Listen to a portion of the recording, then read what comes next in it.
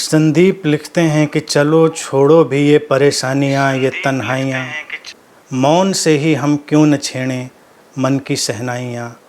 आओ वक्त के साथ चलें, समझें इसकी रूहानियाँ।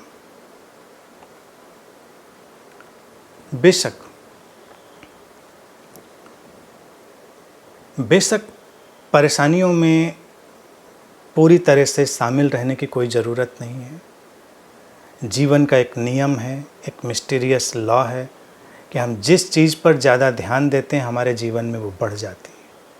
हम परेशानियों पर ध्यान देते हैं, परेशानियाँ बढ़ जाती हैं। हम प्रसन्नता पर ध्यान देते हैं तो वो बढ़ जाती है। हम जिस चीज़ पर भी ज़्यादा ध्यान देते हैं वो बढ़ने लगती है। और इस ध्यान देने में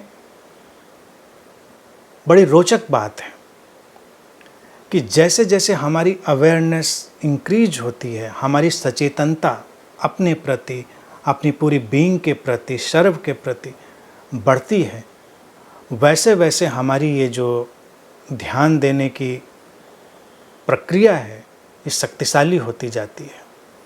इसीलिए एक मेडिटेटर, एक साधक से मैं हमेशा अपेक्षा करता हूँ जीवन के शुभ पक्ष की ओर, जीवन के शुक्ल पक्ष की ओर, जीवन के जो प्रकाशित लाइटेड एरिया हैं उनकी तरफ अपने ध्यान को लाएं।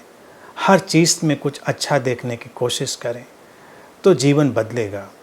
जैसे कीचड़ में कमल खिलता है, हमारे पास दो विकल्प होते हैं, हम कमल को देखें या कीचड़ को देखें। विकल्प खुला है।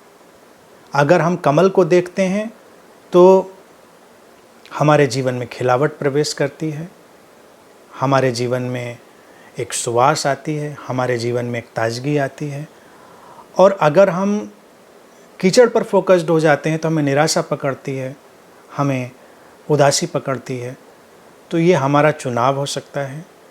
तो ऐसे में ज़रूरी है कि हम अच्छी बातों की तरफ अपने ध्यान को लाएं। परेशानियों को, जब भी संकट का वक्त हो तो अपने प्रेम पर, अपनी शांति पर ध्यान लें।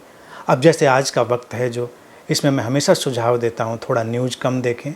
ज़रूरी जो सूचना हो बस उतनी इकट्ठी कर लें। न्यूज़ का जो पैनिक है उसको कम अपने अंदर प्रवेश करने दें और अच्छी चीज़ें देखें।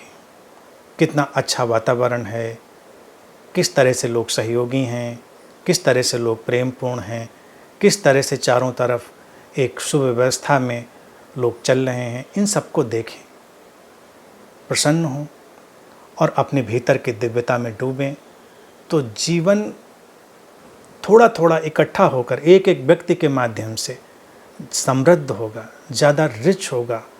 और ये जो प्रसन्नता की आबो हवा है, ये वातावरण है, चारों तरफ फैलेगा। इसकी मैंने पहले भी चर्चा करी थी कि ये भी एक किस्म का इन्फेक्शन है, संक्रमण है अपनी भावदशा का। जो प्रसन्न भावदशा है उसको फैलाएं।